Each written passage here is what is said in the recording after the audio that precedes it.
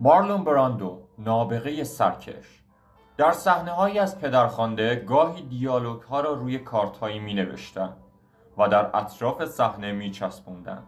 چون براندو از حفظ کردن متن‌ها امتناع می‌کرد، او با استودیوها درگیر بود و از قواعد هالیوود سرپیچی می‌کرد، اما بازیش انقلابی در بازیگری بود.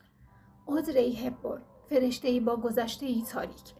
اودری در دوران جنگ جهانی دوم، زمانی که هلند تحت اشغال نازی‌ها بود زندگی می‌کرد و برای ارتش مقاومت هلند پیام رسانی می‌کرد.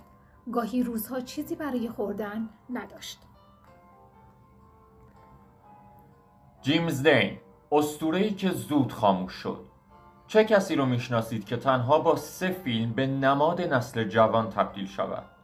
در 24 سالگی در تصادف رانندگی جونش را از دست داد. ماشینش بعدها به ماشین نفرین شده معروف شد، چون باعث چندین حادثه مرگبار دیگر هم شد. الیزابت تیلور، با قلبی شکننده. او 8 بار ازدواج کرد، از جمله 2 بار با ریچارد برتون. در کودکی مجبور بود لنزهای تماسی بزند تا رنگ چشم بنفشش کمتر جلب توجه کند. گری کوپر، جاسوس ناخواسته، در دهه 1950 FBI او را به عنوان منبع اطلاعاتی درباره فعالیت‌های کمونیستی در هالیوود به کار گرفت. هرچند خودش ادعا کرد که فقط نگران آینده سینما بودم.